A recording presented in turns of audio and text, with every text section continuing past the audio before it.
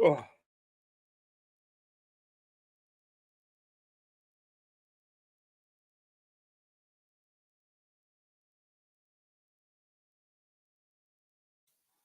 The polka dot zone is for itsy bitsy teeny weeny bikinis only.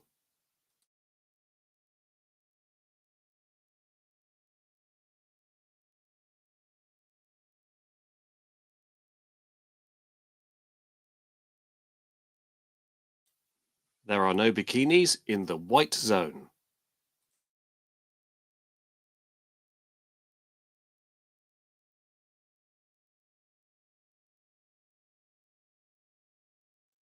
There is no gardening permitted in the botanical gardens after 9 p.m.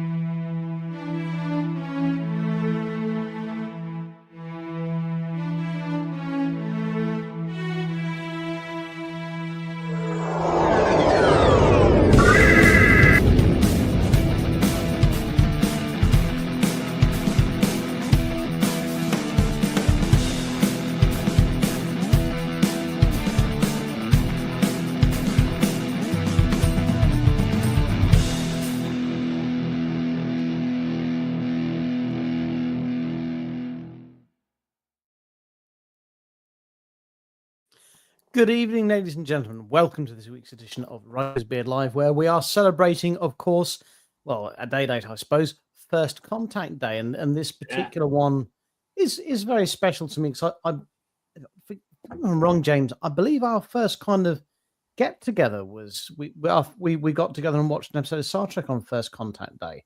I think that was our first kind of get together and we watched an episode. But I could be wrong. I mean, it was a good 10 years ago now. But I think our first get together was a First Contact Day watch along. But anyway, joining me this evening, the ant to my deck, the Ministry of Silly Wanks walks, James. Dylan, say hi, James. Good evening. Hello, everybody. Pleasure to be here as always. And beneath me, sporting a dramatic haircut this evening, I really can't make fun of other people's hair, but welcome us direct from the set of Frame of Mind is Miles the Admiral Jackson. good evening, ladies and gentlemen, boys and girls. We are here. We are live. And today I'm in Scarborough. It's great to be here. And hello to everyone. And hello, Richard. Hello, James. You're channeling Christopher Pike, aren't you, with that quiff? Listen, whatever hair I've got, I'm trying to use.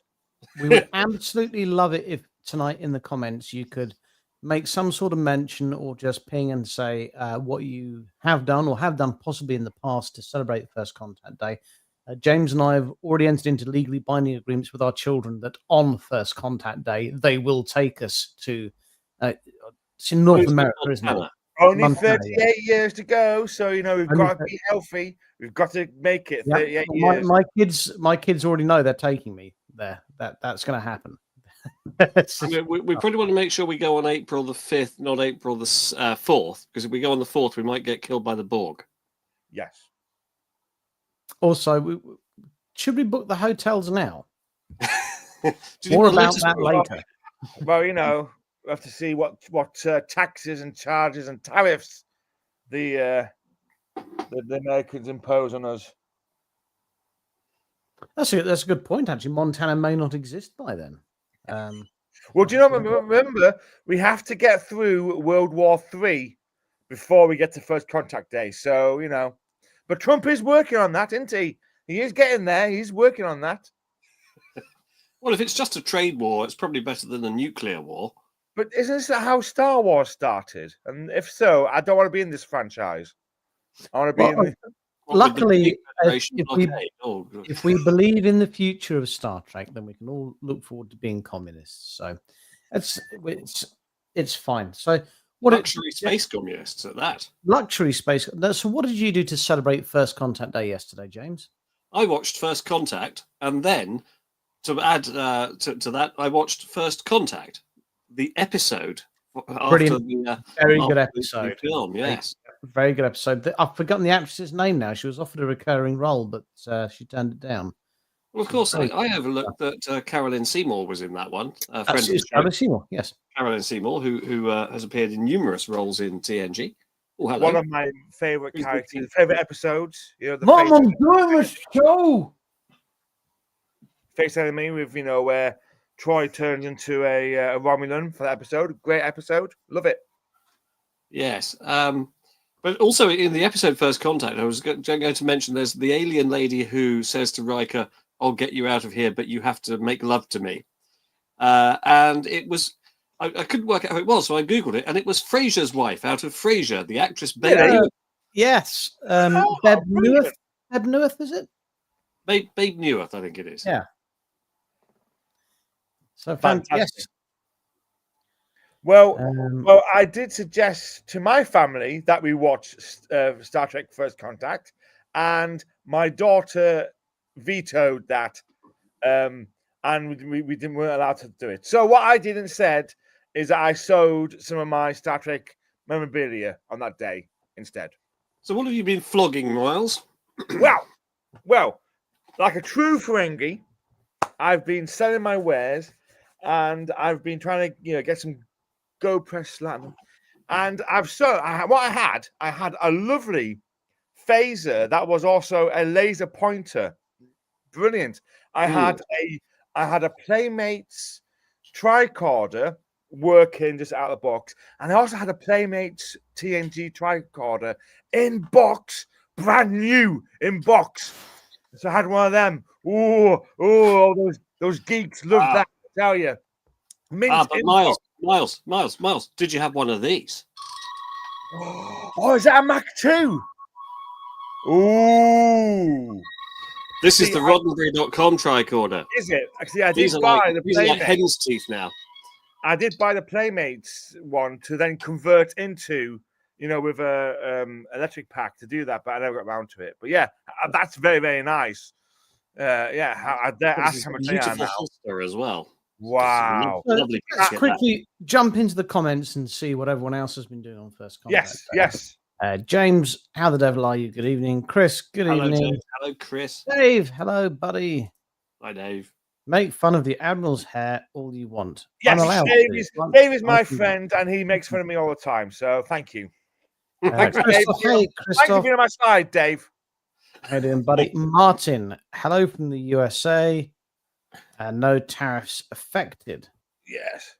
I was curious, just on that tariff point, that they've put tariffs on that island that's populated only by penguins, and no one's been there for 10 years or something. Yeah. And Trump's team have said, "Oh no, we used AI to calculate this, but the reason that we've put a tariff, there's a well thought out reason. It's just in case the Russians use it as a sneaky loophole to import things from this tiny island populated by penguins." But not to get political, wasn't Russia excluded from that little table of countries? I think the argument was there are so many sanctions in place that there's no meaningful trade with Russia anyway. But it is conspicuous by its absence. It's been a long time since anyone bought a larder. Now, Chris says, I watched the film. Mark says, hello, everybody. Martin rightly points out, did we get past Bell Riots Day? We did. That was last year. Yes, that was last year. Yes, that was last year. They've watched the First Contact film whilst at my niece and nephew's bar. Surely they would have preferred to have seen the scores of the bowling, Dave, but good effort. How are you doing that, Dave? On your phone or on the screen with the scores, as Richard says? Watched Trek Talks 4, and yes, I heard there was an online kind of jobby to do with that. The Trekkie Girls posted something about something to do. It's a charity drive for the disadvantaged in the Hollywood area, I think. Yeah. Oh, that's nice. Dave says he's always on your side to some degree. Well, let's hope you have your protractor present. Christoph says, actually, no tariffs on Russia. Yes. All right. Now, listen. As much as I would love to make fun of the orange idiot, that's not what we're here for. No, absolutely. sorry that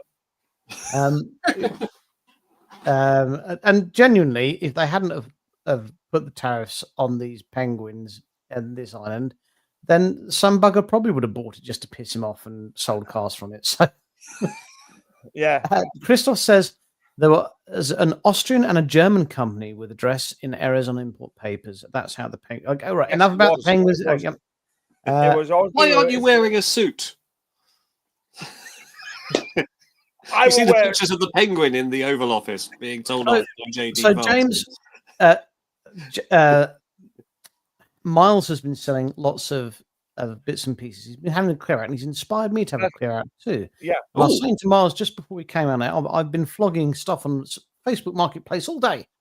But I thought I'd save the most important thing I was selling to try and flog on the show to anyone that wants a piece of completely unrelated Star Trek. Or Ashby memorabilia. Ashby memory. So I've decided to part with my Gibson SG. Ooh. Yeah. So this is it comes with a Gator hard case, which is worth over £200. So yes, I'm offering this up. This is a Gibson SG. Oh, look at that. I bid £5. That's from Nashville. It generally is. Got the serial Wow. number on it and everything. It's Wow. a gorgeous guitar, but I haven't played a gig with a full band. It's got to be for over 10 years now. And I'm never going to use it again playing with a full band. So hopefully someone else can make use of it. If you're I've never tried to sell an expensive guitar before. I don't know how to go about doing it. So if anyone's a guitar enthusiast and would like a Riker's beard, we can put the sticker on it, can't we, James? Yeah, I can find a sticker. That will at least add a few pence. A to the few asking pence to price. it. Yeah. So if anyone Tell you what, is if it interested, helps, I would much I rather it went. I can chuck in went the to- Riker's bread pencil. It will come with a sticker and a Riker's bread pencil and a Yep. Gator guitar case. So there we are. Yeah, there we are. Fantastic. Well, what a lovely thing that is to do. And you know, like yourself, Richard, I've been selling some Star Trek stuff because I'm downsizing and the kids are growing up. And my plan is that when the kids move out, and if we downsize, they can't move back. But the reason why I'm saying is, because to make space. Are you going to change Makes address sense. and not tell them? Yes, but the reason also is that I want to say it to someone who's going to actually love it, because Star Trek stuff, some of the things I wanted to go to someone who's going to use it or appreciate or know its value. So I found a collector and I sold some of the things to a collector. So I'm happy because I thought if I take it to a car boot, they're going to not understand what I it went is. through this with my children. I sat both of them down and I said to them, look, either of you are actually ever going to learn to play the guitar? Are you interested in music at all? They both said, no. I said, do you mind if I sell this guitar then? No, that's fine. And then I told them how much it was worth. They're less happy now, but I gave them the choice. Wow. So there we are. Well, my autograph collection, because that's one of the things over the years, for the past must be 13 years since we started doing Star Trek conventions. Since 2012, where we did the first DST in 12. All my autographs I'm still keeping, so they're going to storage. And I've made my kids promise me they will not sell my autographs for the price that I've told my wife I paid for them. I genuinely don't know. Is there a big trade for it? Because presumably, are they signed 2 miles? No. So is that how much That does reduce the value unless you're selling it to someone else called Well, Miles. that's obviously what I was alluding Or to. for how much- 100 quid, I can add change your name to O'Brien. Miles. Add O'Brien. But no, so all my autographs I have, they're not signed 2 miles. So they're just signed. And I have, just for those geeks out there, I have a Michael's Myers mask, which I bought to a convention 10 years ago. And I got a Michael's Myers mask signed by William Shatner.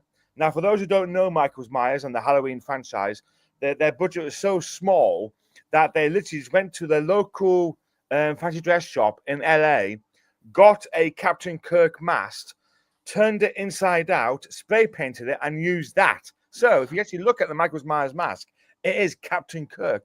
And I got William Shatner to sign one. So, that's one of my prized possessions. What condition is it in now, Miles? Because I imagine Brilliant. these are quite cheap rubber. Brilliant, because I've kept it in a really nice place. and it's on a Okay. head. So it's not folded flat, it's on a display head. Next week, or next time I'm back on, guys, I'll show you it. It's brilliant. I love it. Yes, I okay. love That it. sounds But I fun. tell you what, William Shatner was not happy to sign it. And I wondered why, because I paid him his money to sign it, and he was really not happy to sign it. But he did it because the fact is he didn't get a penny from the Halloween franchise because it was just a Captain Kirk mask. So all those royalties that he could have got from Halloween, he never saw.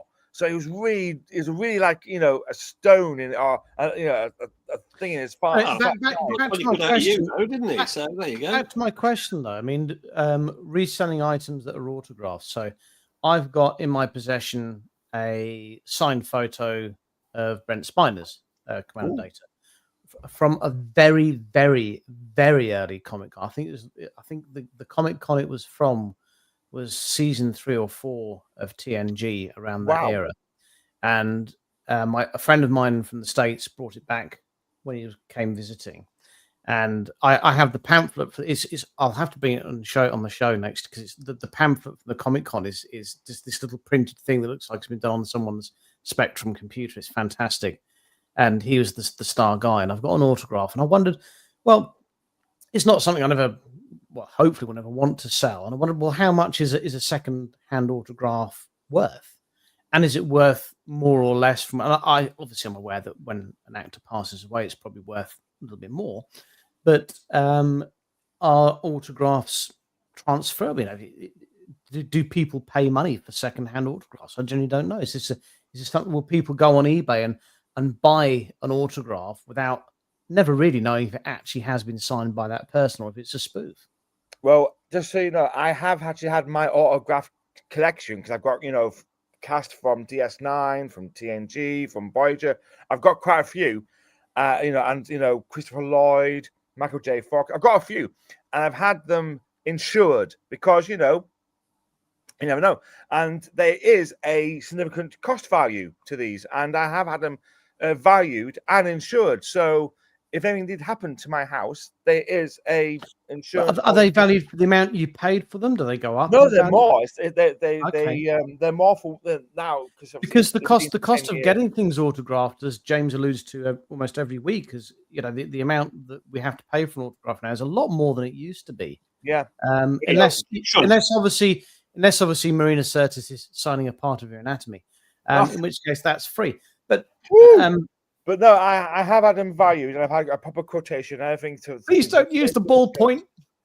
And so there is a market value, and there's it always reminds me of a funny story about valuations and insurance companies. My wife is a teacher, and at one point in her career, she's a science teacher, and at one point of her career, she was able to get pieces of the moon sent to her by NASA. And basically they come encased in the special thing. It's brilliant. And the thing is that to do all this stuff, the insurance company at the school said, you got to do this, this, this, this, and this. And basically every insurance company would say, well, if you get these pieces of rock of the moon, what is it worth? And NASA says they're priceless because we cannot put a figure on how much it would cost to go back to the moon to replace those said items. So the insurance company then said, no, that's not good enough. We want a dollar amount to know exactly what we're going to put a policy in to say that these pieces get lost, how much we're going to pay out. And so NASA just said $100 million. Because $100 million. So I'm James, there. How much is that in the currency that we can understand? Because $100 million. 17 so trillion expensive. 17 trillion barromans. So it's so expensive, and they have all these pieces of moon. But we figured out how much it now costs to get to the moon. It costs 1,700 baromans. So it's 17 trillion baromans. So 17 trillion baromans. So if we stacked up John Barrowman 17 million times, you could climb to the moon. This is basically what we've. It's entertainment. Barrowman as an orbital tether. We're not just entertainment. We're science. Science is being delivered to you. So that there's a dollar factor and everything, and the insurance companies rule the world. They make the world go around because they want to know how much it will cost to replace. And so I'm there. So my wife is like, "Oh my God, we have to have 2 safes, not just one safe, but a safe within a safe to house And a these safe word. pieces." But a safe word. We've got to have one of those. Oh But yeah, you got to just to have it. And when we got them, it's like these pieces of rock are encased in like some sort of like acrylic or whatever, so you can't hold them. They're in the case, but it's literally like NASA's like you have to have so much security. They've So brought yeah, back everything's 100 kilos, I think, in total across yeah, the. they did. All Yeah. of it. I don't think that... 6 Apollo missions actually landed successfully and came back. Yeah, 12 people have 11 walked through on the 17, moon. 13 didn't get there. It's 12 people have walked on the moon. We've met one of them, haven't we, James? We Now, hang on a minute. No, you just no, I he don't didn't think get off. he did. He was in the command module. Yeah, he wasn't didn't get off. No. Okay, we've met someone who's been there, but sadly didn't get off. Yeah. So, yeah, it got me thinking because the particular autograph that I've had since 1994 that's signed by Brent Spiner. It's an old photo. It's obviously an old autograph, and I treasure it. But I think the actual little pamphlet with the convention schedule on it, I think might actually be worth more than the autograph because that's probably rarer. I'll have to bring it on the show next week and show you guys. It's a lovely thing. Talking of rare items, who's still got one of those CBS Spock hand sponges from DST 12? I chucked all that junk away. That was rubbish. But no, they're very rare now. You got because they were rubbish. That's why. I thought, what am I going to do with this piece of tat? It's just cluttering up my house. Good evening, Chris. You didn't want. Yeah. Long time no see. How you doing, buddy? So yeah, I mean, Chris on the subject. Chris doesn't have anything to do with Lego at all. Forget that. But I'm just going to mention that someone did calculate how tall you could build Lego before it collapsed under its own weight, and it was potentially enough to get to the moon. Wow. Because amongst other things, the further you get away from Earth, the less gravity there is. Therefore, it doesn't weigh so much. So it isn't adding to the weight of the tower, or there's more gravity being exerted from the moon. So yeah, you could build a Lego bridge to the moon. Apparently, what you're saying is if everyone who owns Lego gets together, say in Milton Keynes, we need a roundabout big enough, so you could all get together and put your Lego bricks around the roundabout. A lot of Lego, isn't it? Get to the moon. Chris, yeah. Have I got that wrong? You've put in the comments you are to do with a Lego shop. James, he's got a Lego shop. Wow.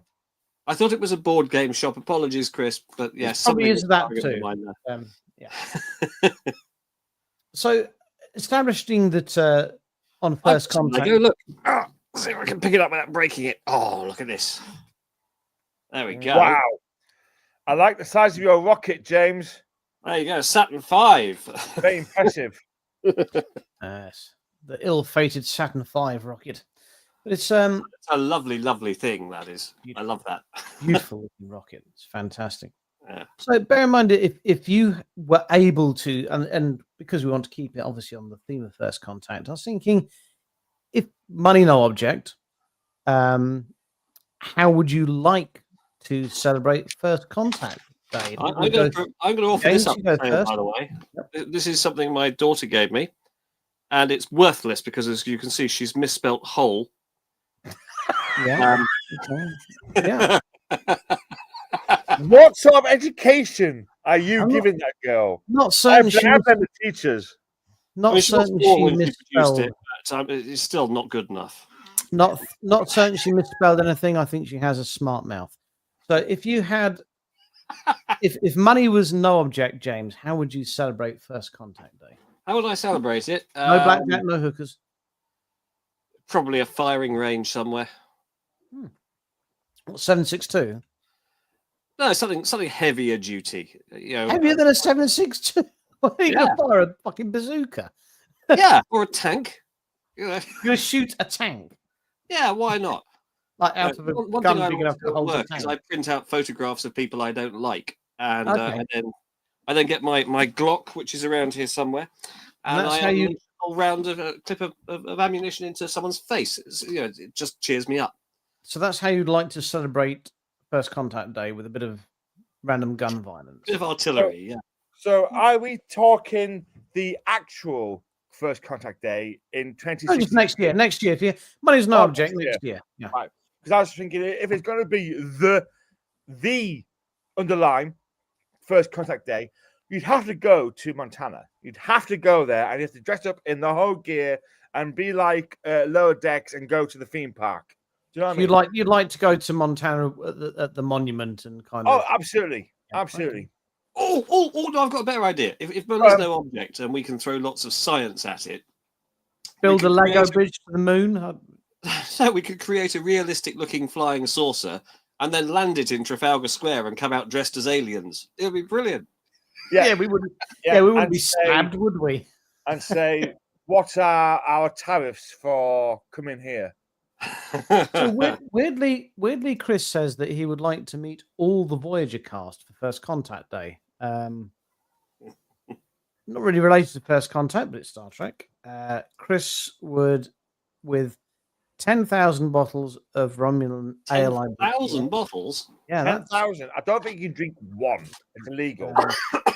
Dave says that he would celebrate First Contact Day with a candlelit dinner with Joey Ryan and Terry Farrell. Now, Dave has got a thing for Jay Ryan and Terry Farrell. I know this personally. Yeah. To be honest, do they have a restraining order? Or? Who hasn't? Yes, they have. Yeah, okay. They have a restraining order on Dave, and Dave can't go within 5,000 miles. So 5,000 miles? Yes, that's how big of a restraining order he's got. So James, remind me the entire planet. So James, remind me, you would celebrate it doing what again? I've changed my mind. I would have my own convention with Blackjack and Patrick Stewart. Okay. Yes. And Miles, you would have. I would have a day in Montana, and I would literally dress up as Zephyr Your costume, and I would dance to this jig, and I would bash the jukebox, and I'd do all the things, and I would just get drunk with Troy. Okay, fair enough. I think it. I think it goes to something called tequila. I think that First Contact Day, I think it means something different to everyone. But I like to think that First Contact Day should be a day where we celebrate just Star Trek. Yeah, generally, just like it's a day where we can, like the children that like Star Wars, like have May the 4th. First Contact Day is our day where we go, this is the Star Trek Day. This is where we celebrate being Trekkies and what it means to be a Trekkie and the wholesomeness of it, So I generally, I'm going to lay this challenge down now, and you can remind me of it next year for First Contact Day, that you sometimes have these groups that do these random acts of kindness, like do nice things. I think that'd be a wonderful thing to do on First Contact Day next year. We all try and do a good random act of kindness for someone. Just to reappear. I absolutely agree with that. I think it'd be a brilliant thing, but it'd have to be something that encapsulates the spirit of Star Trek in terms of inclusion, or just, I don't know, I have to think about it, but absolutely. We'll let everyone have a go. Yeah. So if Star Trek means inclusion and acceptance and everyone, I don't know, it'd be hard. Well, it's a wider question. And explain a few things to him. It's a wider question. Like, what does Star Trek mean to you? What is it about inclusion and diversity? For me, it's not about that at all. For me, it's simply a wider objective of believing in a better future for everyone. Yes. And I think in this world, far too much we focus on differences. So even when we have a common goal, we argue about how to get there, and we forget that we actually do have this common goal. And I think that's the biggest problem. I think as Star Trek fans, let's focus on our common goals. Let's focus about what we love about Star Trek and celebrate that somehow next year by doing a good random act of kindness to someone. And you can remind me about this next year when I'm booking the blackjack and the hookers. Say no, Richard. Okay. Right. So your active random count is going to be to pay for the hookers next year. Well, it depends Yeah, on I'll who's pay for both invited of to the them. party, doesn't it? Yeah, you know, I'll pay for both of them. Excellent. I put that on my flag post and I salute it. There we are. But next year, remind me of it. Let's build up to it. Let's have a couple of weeks build up, and let's get some ideas. Absolutely, yeah, random acts of kindness. First contact day. Let's it started here. Hashtag kind Star Trek Day. First contact. Do something good. There we are. A hashtag still a thing? I don't know. I never. Is that That's far too cool for me to be hashtagging. But anyway, we're talking about. So there's been a question on the chat about any more news about Star Trek Destination. Yes, let me see if I can find the comment. Has there been anything going on? Is there anything in the pipeline? And I remember last week we spoke about doing some sort of like Guinness World Record. I've got an idea for you, and I think it's a great idea because with it being Riker's beard, the largest number of people performing the Riker maneuver all at once. What the largest number of people doing that? Yes, at the same time. So what we need is a room full of chairs. Yep. People just swing their legs over. Yep. I bet there's not a world record for that. No, and it'll be on brand. It'll be on brand for USS Riker's beard. It totally would. I mean, so we could start low. We only really have to get 2 people to get the initial record, wouldn't we? I think we can push it. Hear me out. To 3 people. Well, why are we making our own lives harder? We get the initial record, then we can break it almost immediately with 3. And so that way, we record breakers. So we initially had this competition in Birmingham. Do you recall, James? We did it in the TGI Friday. I do remember. Record breaker. If you're Yes, so we had this competition in the TGI Fridays at Birmingham. But they had particularly high chairs, which put me at a distinct. TGI went bankrupt. It put me at a distinct disadvantage. Let's be honest. However, I was able to vanquish all opponents, and I if I remember rightly, emerged victorious. And I scored us 5 out of 5 Rikers. Do you have the VT of that available, Richard? I don't have it. I've been frantically looking for it, and I don't know where it is. I do have it somewhere. I think we should definitely do a Riker's beard style record breakers at one of your conventions that you do. Well, I mean, we're going to be at a few events this year. So, I mean, definitely we're at Portsmouth in a month's time, less than a month's time. So we could set the record there. I'll contact Guinness and let them know. We haven't played Riker's Sits Down for a while, so we can certainly do that at the convention. So our next convention we're going to be at is Portsmouth. Portsmouth on the 4th and 5th of May. 4th and 5th of May, so not long. We're looking forward to that one. And then what's our next one after that? Manston. Manston in June. And then we're not booked for anything else, are we? We're not that we can talk about officially booked for anything. Okay. So that's interesting. But to answer the question in the comments, what news do we have about Destination? Who have they announced, James? They've announced Conor Tredear and 3 people. And to my shame, I'm afraid I don't know their names. But all 3 of them were guest artistes on the original series. Okay. To be fair to them, background characters, but nonetheless, they were there in the 60s. They stood on the bridge of the original Enterprise. And, of course, they have announced. Oh, Carl. Yes, they have Carl. Yes, Carl. Carl's going to be there mixing drinks. Yes. Oh, gosh, I almost forgot that. Sorry, Carl. That's what you get for missing staff meetings.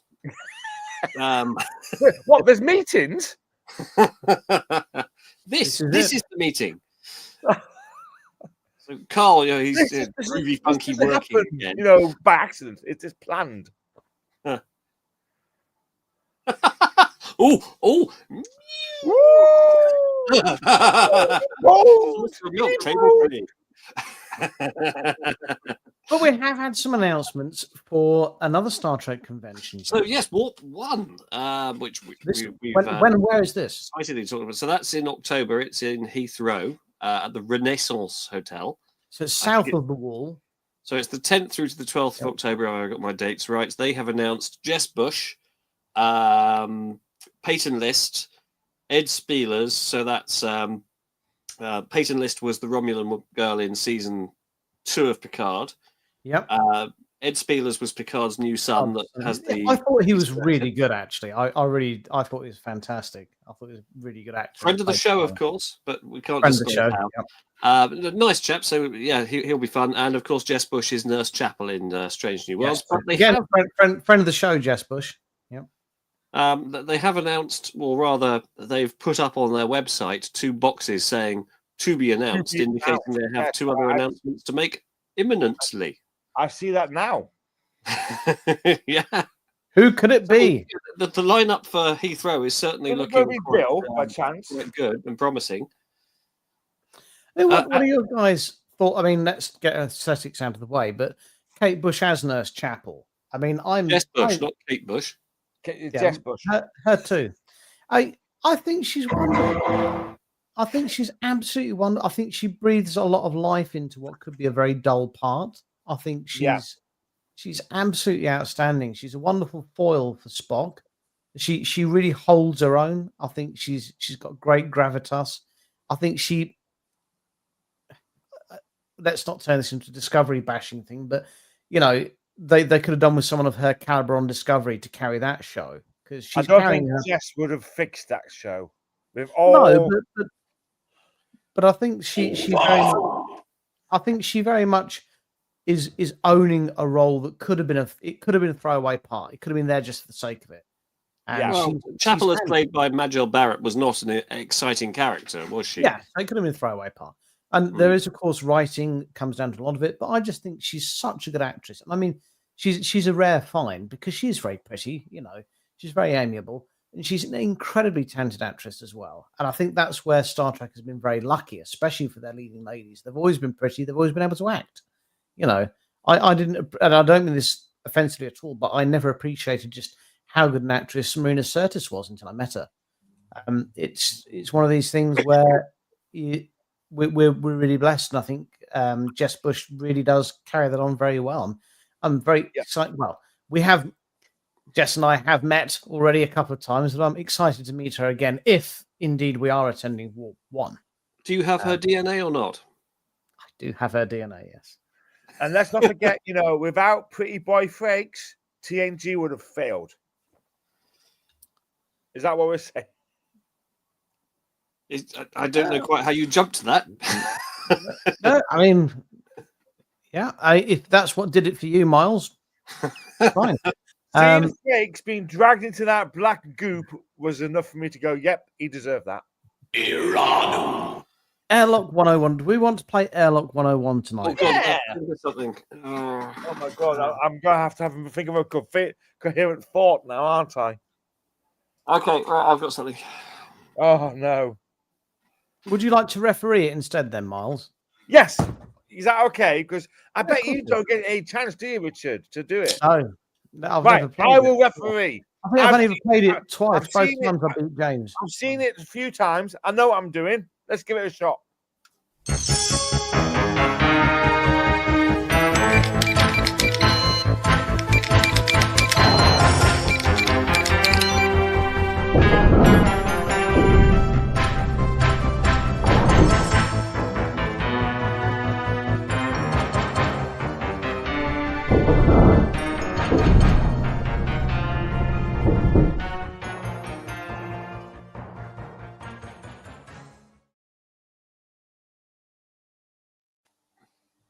So am I presenting then this part?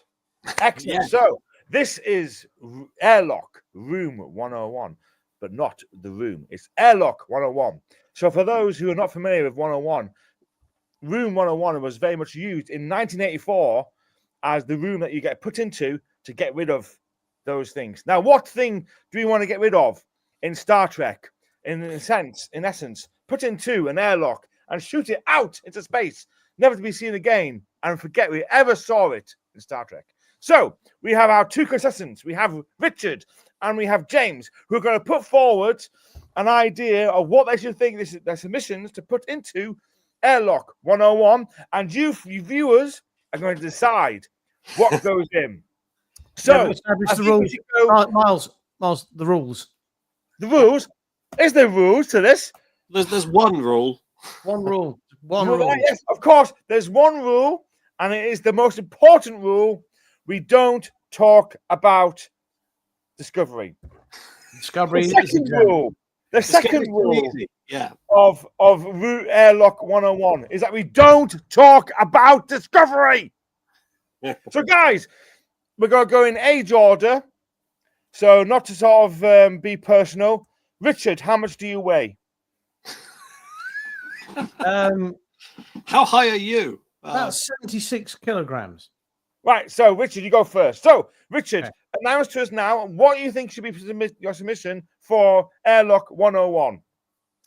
Well, I'm going to put in this week rubbish conventions, and I don't mean like big ones, like the local really crap ones. So, people go, oh, I want a fan-run convention that's brilliant, and I don't want the big corporate one. Oh, great! You can go and get something signed by some chap who was an Ewok, that you never even saw his face. Like, who gives a Listen, shit? do not diss Star Trek Scarborough Convention, right? I'm Scarborough sorry. Convention is all right. We You had didn't even one, come to the one with me yesterday, yeah, Richard. we had one here yesterday, the Sci Spy Comic Con, and the lead guest was the guy from the In-Betweeners. What? No, the lead guest was Peter Davison, the Fifth Doctor, who It's been to everything. I'll talk about this convention after we've done Airlock 101 because I at least went. But the issue I have is local crap conventions, and the reason why I say local crap conventions is because you can have great local conventions. They don't have to be big money grab. They don't main stars. They don't even have to have great guests. Okay, but they have to make a bit of an effort to keep you entertained. They have to do something there to make it interesting for you. They can't just say, "Well, Peter Davies he's going to be here, so come and have a good time." There's a guy who. Look, there's the chap that combed Chewbacca's beard from. No, that's not enough. You need to make more of an effort, okay, at your local conventions. Okay, so Richard's submission is going to be local crap conventions. So things. Let's say local conventions then. Yeah. Is it mainly just a cash grab for you, or it's just lazy? For me, the reason I don't like them is they put in no effort. They seem to think that because the fans are renowned for making the event, they rely on the fans making the event, and we're kind of a bit fed up with that now. You need to at least do something to engage us while we're there, and local conventions don't seem to do that. So Richard's submission, I've logged it in my Airlock log. It's going to be ready to be jettisoned out. It's going to be local crap convention. So, James, here's your time to shine. What is your submission for the Airlock? I think you're going to like this, Miles. Oh, I can't wait. My submission for Airlock 101 this week is John Barrowman's arse. And we've all seen it. We've all seen it on stage at a Star Trek convention. I don't want to see it again, ever, for any reason whatsoever. I'd like him to stop getting it out wherever he goes. I'd like him to keep his trousers on and just go away. So I nominate John Barrowman's arse. Right, okay, so James, I'm going to make a note of this. James likes ass. No, I don't like arse. That's the point. Well, rather, I don't like John Barrowman's arse. Objection. Objection. It's got to be something sustained. It's got to be Star Trek related. He was on stage at a Star Trek convention and he got his arse out. I've been on stage at a Star Trek convention. He was at Star Trek convention. Did you get your arse out on stage? I might have done. No, you didn't. I mean, it was dangerously close with that scant, but no, you didn't. I'm going to say, I'm in charge. James, that's not good enough. It's not Star Trek related. That's not good enough. It's not good enough. Counselor, try harder. See me in my chambers later. James, you need to put something forward. It has to be Star Trek. I'll tell you what, Alan, who never votes for me, has voted. Well, listen, I'm in charge. I'm like the taskmaster. Alan normally votes for Carl even when he's not playing. And John there's the Barrowman's example. ass is not Star Trek related. So, James, He got it out at the I'm start going to of give the you section. 15 seconds to think of another item, and I'm going to give Richard some more time to double down on his thing of local conventions. All right, The if you other won't thing I allow don't me to like have about John local Barrowman's ass, conventions- I think is outrageous and is Like, appealable. absolute for rubbish. want of any rational reason. I'm going to say high prices for autographs at conventions. Right, fair enough. Right, so that I will allow. So, James has come back in with a counter argument, and I'm going to make a note of this because Well, no, I have it's not a counter I've argument. It's struck an you off. alternative proposal. I see your alternative. James, So it is specifically, is James listen, saying that these stars aren't worth the money?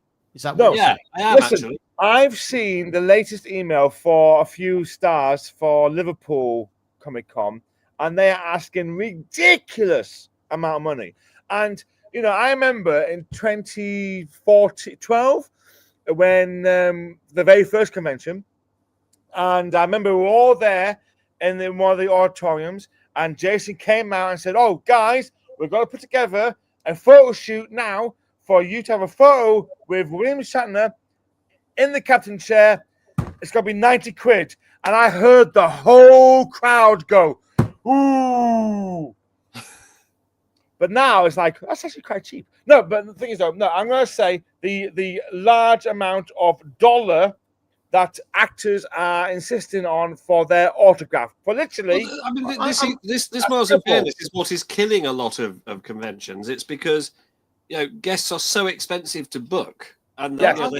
they want guaranteed minimums and so forth. I'm going to That support James. events are just here. going, well, look, I can't afford to get a decent guest list because I can't underwrite £100,000 for people in case punters don't turn up. That's just my thinking. I'm going to support James's argument here while supporting my own. You can't defect like a Romulan, right? So- you can't so- defect. No, it's the Stick same. to First your time case. there's defection with Stick it. to your I went case to a local- I and went to- own it. I went to a local crap convention, and I can't remember his name now. The chap who played Admiral Akbar was there, right? Okay. Tim Rose. Tim Rose was there. So Tim Rose was there, and I've got a friend who's a big Star Trek fan, Star Wars fan. So I said, I'll get him to sign the. It's a trap. Yeah, I'll get him to sign it. I'll get him to do It's a Trap. So I stood in the queue for 30 seconds, and I walked up and I went, "Hi, would you mind?" And he said to me, "What would you like me to write?" And I went, "Well, it's Your a name? trap. It's a trap."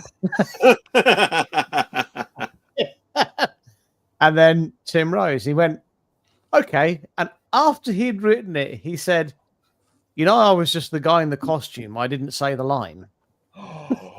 No. That's a bit like Dave Prowse. He was the guy in the costume. I am your father, Luke. But it's just, I mean, it's just, that's why local conventions are crap. And So why talking about- I paid 20 quid for the guy to write a line that he never even said. So, do you know, David Prowse, he came to a local convention, I may add, Richard. He came to a local convention. We got the Sith Lord himself, Darth Vader, and he signed his autograph. And do you know what he put? Well, He you had put James Earl David Jones. Prowse. David Prowse is Darth Vader, and he underlined the word "is." So he's really, really, really. He was really, really, really, insistent that he was Darth Vader, even though he wasn't the voice of it. Anyway, so there used guys, to be a comic book shop at the end of the road I lived in, literally, and he was there one afternoon signing autographs, and I almost couldn't be bothered to walk up the road to meet him, like 2 minutes up the road. Okay. I can't not, can I? So I went and met him, and Fair he enough. signed the picture that I got. Dave Prowse is Darth Vader. It's yes. So He's he on had the a shelf bee in somewhere. his bonnet, didn't he? Absolutely bee in his bonnet. So guys, I think we've had some arguments. So let's just recap. So Richard has put his submission for Airlock 101 to be local crap conventions, who don't make an effort, just lazy, a kind, money grab, and James has decided to put him, the astronomical, sometimes extortionate amount of money that these artists insist on for their autograph, and sometimes it's all down to supply and demand. The Ferengi in me thinks if you're in high demand, you can charge what you want. So, guys, we're going to allow you a minute to vote. So you're going to have a vote in the comment section by saying Richard. If you vote for Richard, if you vote for James, just put James. And what we'll do, we'll give it 1 minute, and then we will then come back to you and we'll do a tally up to see who has won to put their item into Airlock 101. Can we make it 30 seconds? Sorry? Can we make it 30 seconds? Only because the countdown clock is 30 seconds. Do you know what? 30 seconds. And while the clock is ticking, and while you guys are now, putting your submission, I'm going to say today, Miles is sponsored by Dr. Pepper Cherry Crush 0 calorie, 0 sugar, and Cherry Kraken. So, if you like today's Miles, it's because thank you to Cherry Kraken. Guys, I'm going to be thrown off this. I won't be invited back. I'm really sorry. Well, Miles, I think we've got to the end of the countdown clock. Let's have a look at the vote, shall we? Right. So can I see the votes, or who's got the votes? I'll pick them up for you. Hang on. Here we go. So we got right. So when I say your name, put your finger up. So we got. Now, Riker's beard has voted for Richard. Now, is that allowed? Can you vote for yourself? Well, look, Riker's beard has voted for me as well. Look. Right, so that's 0 point. So Nadeem has voted for James. We've got Alan voting for Carl. Where's Carl? Alan has voted for James for real. Riker's beard again. We're going to ignore that. We're going to ignore Riker's beard because that's just. Chris Smith votes for James. Dave votes for James. No, we're not having that. No, stop it, Riker's beard. James Scott says James. Mark says James. Christopher says, where's Carl? So that's 2 votes for Carl, who wasn't playing. I know. Why is that happening? 6 votes for me. We've never had a whitewash before, but everyone's voted for James to go into 101. I know. So I declare, as judge of this, that I'm going to pull the lever to say that James is one that's going into room 101. The huge cost of the actors for you to get a scribble is too much. I'm going to do it. I'm going to put my gavel down. It's gone. It's out there. So why do we think? I mean, generally, why do we think that the cost? Because I've noticed that a lot of cons now are offering tickets with autographs. So do you think that might be why the costs are going up so much? They're trying to tie it into ticket sales. I remember the very first convention that I fell for the trap where I got a commander package and I got the admission and I got 6 autographs, which I thought at the time would mean I get to pick who I choose. No, I got 6 people who I didn't care about. So, so maybe they are saying, oh, we're putting your cost of your ticket into this package to cover their asking price. I don't know. I'm not in the business, but I think there must be a happy medium. Well, I think the expectation is amongst the celebrity community as to what they think their autographs are now worth, and because they are the stardust and they're the talent, and they get to set those figures. They go to events and say, "Well, that's what we think we're worth. If you don't like it, don't book us." And sooner or later, market forces will reverse to the point of going, "Well, look, these events just aren't able to turn those sorts of prices around. You're going to have to lower your expectations." It's classic supply and demand, isn't it? When it comes to can to demand, get the supply per demand. It's all about it. It's I mean, we've all seen it, and it's the awkward kind of don't look at them when you're at a Star Trek convention, you see the empty lines in front of the Discovery actors' tables, and you're like, don't look, because they'll like look at you and try and get you to come over. But generally, if you like, do you think possibly, and this is going to sound a bit rude, but I'm just genuinely thinking of the actors here. Do you think like you should be able to slash your prices during a convention if you're not getting anyone signing? Make it fluid. Can I ask you guys a quick question, because I've only got a few minutes left? Who was your best encounter at a convention? Oh, Jeff Coombs, without Jeff doubt. Coombs. Yeah, Jeff Coombs. And why was that? So I met him twice. I met him my first ever Star Trek before James and I even met. I went to the first one, the Four Captains one in London, and I was really quite I'm quite a shy, retiring person, as people who know me will tell you.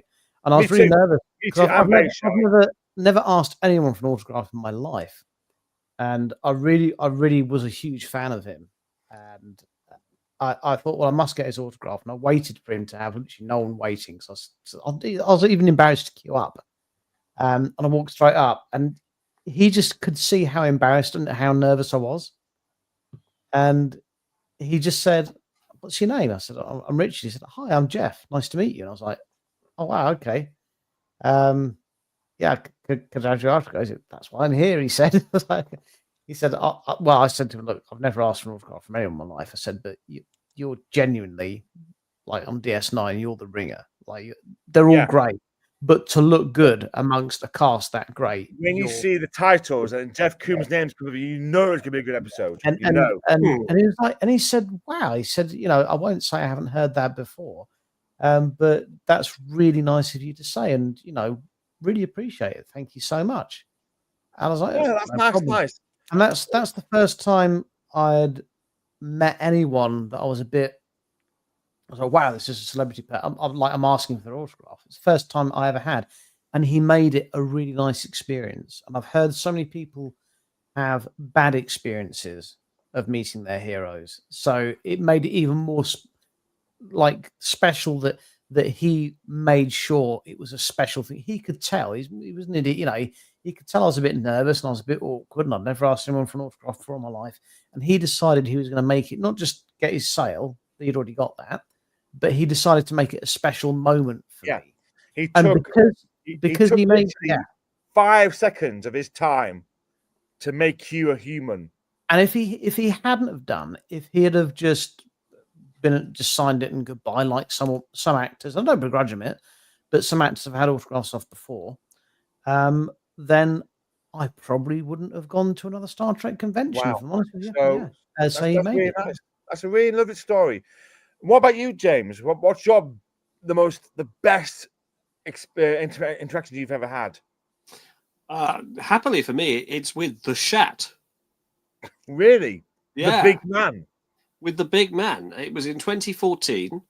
And the present Mrs. Dillon came with me to Destination 2, I think it was, in London. And we queued up for an autograph with the Shat. And I had on my dress white uniform, and Claire was wearing a Sciences Blue uniform that she's only ever worn to that event. And we went up to the Shatner, and he looked at us and went, "You two look fantastic." And Claire, who's not impressed by celebrities generally, just went, "Hee!" and melted. Brilliant. That was worth it. That was worth 90 quid. Brilliant. That's lovely. Yeah, That's she lovely. went completely to pieces in front of the Shatner. So, yes, that was a lovely. Do we have time to share mine? Do we have time? Yeah, go on. We do. So I've got a very close call of two. And I know I'm being greedy by saying two, but it has to be Scott Bakula. Am I saying that right? Oh. Scott, yeah. So that was the very first Destination Star Trek. And again, we queuing up, and I went to meet this guy. And again, I love Scott from, Quantum Leap and Enterprise, which I wasn't fully appreciating. But again, he was Sam Beckett. Sam Beckett. Sam Beckett. And I got there. I went with my friend Andy, and we cause he was basically with me. And the thing is, though, instead of just sort of him just sitting there and going name next, he stood up as we approached. He goes, "Hi," shaked my hand, shaked Andy's hand. "How are you? Nice to meet you." And then just talk, and he just talked to us. And it must have been I'm like, when you sort of talking to me, like, this is going on for too long now. Am I being weird? But no, he just wanted to talk. And then he sat down and goes, "Right, what do you want?" And then after he's done, he stood up again and goes, "Right, thank you for coming. I really appreciate you coming." And I remember walking away from that thinking, what a nice guy. I didn't want a photo with him, but now I do. And that was the best interaction I had with a celebrity. And another one, just very, very quickly, was Avery Brooks. Now, I know Avery can be a little bit weird of people, but with me personally, I was getting a 5 captains autograph done. And so I got a picture of 5 captains. And Avery was at the very end, next to William Shatner. And I did it so that I got them to sign it, from left to right to make sure it didn't smudge and all that lot. And William Shatner encroached over his face onto Avery's face. So, and because Avery was like, they hear the picture. I remember going to Avery and saying, "I'm really sorry, Mr. Brooks, but William Shatner has encroached on your space. He hasn't left you any space." And he goes, "Damn, that guy's always in my way. He's always getting in my space. Damn it." I'm like, I love it. So he signed it. He goes, "That man's always cutting into my space." If only we had a professional Avery Brooks impersonator available who could do that for us. Listen, after 5 more of these, I'll be much better in my head. He would get out of my space, then I would be able to get more work as an actor. Sadly, we can't talk about that's fine, but I know time is good. I'd love to hear next time, maybe next week or next time I'm on. Let's get more people who are in our group chat to tell us about their experience. Well, we're not able to talk about my most memorable. Yes, we are, Richard. It doesn't matter. I thought you signed an NDA for that. We can't talk about that. But on that bombshell, we will say good evening. And thank you for watching. Thank you for watching, and happy first contact day to each and every one of you. Look after yourselves and each other. Peace. Don't have nightmares.